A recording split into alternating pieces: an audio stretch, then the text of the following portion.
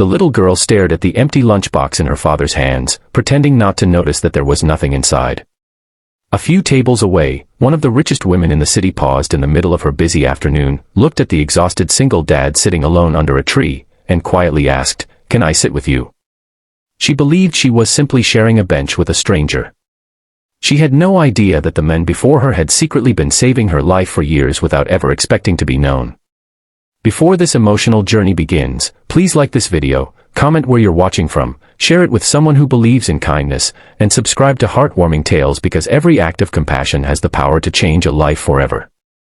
It was a bright Monday morning, and the city park was filled with sunshine, children laughing, and office workers enjoying their lunch breaks. Rowan Hale arrived wearing faded jeans and an old blue shirt that had been washed so many times its color had almost disappeared.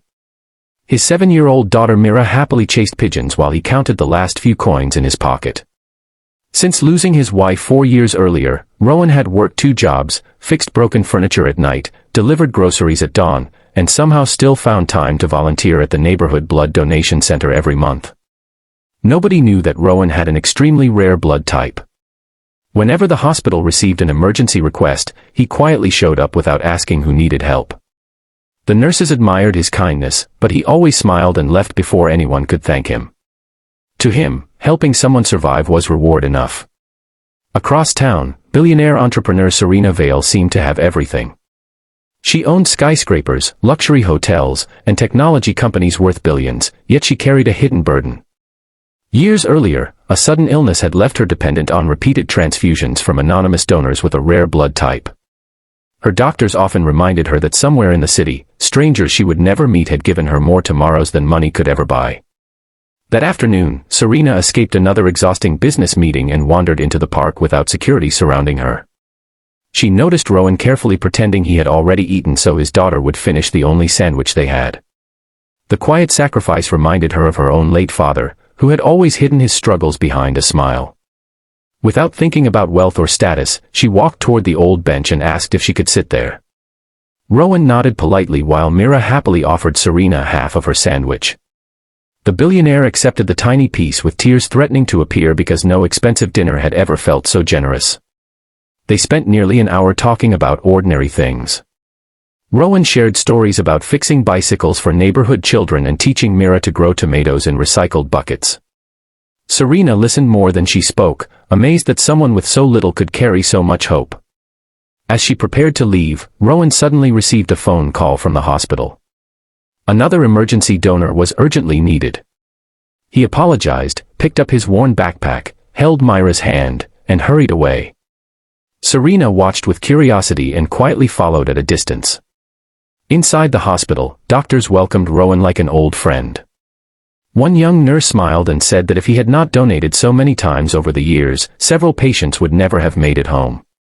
Serena froze when she heard another doctor mention that the anonymous donor in front of them had provided blood for her own treatments countless times. The world seemed to stop.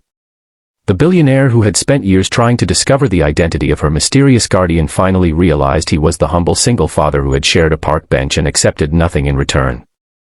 She looked through the observation window and saw Rowan laughing with Mira while donating blood, completely unaware that the woman whose companies appeared on magazine covers owed many of her birthdays to his silent generosity. The following week, Serena visited Rowan again, not with television cameras or reporters but with a simple envelope.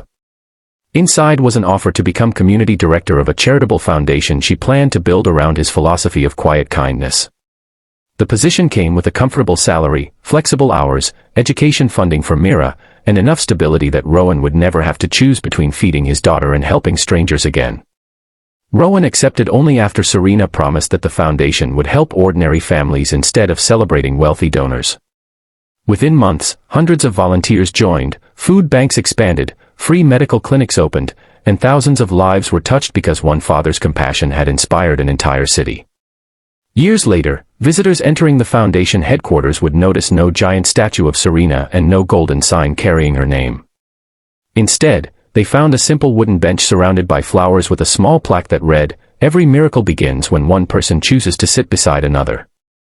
If this story touched your heart, please like, comment, share this video, and subscribe to Heartwarming Tales so more people can discover the power of kindness.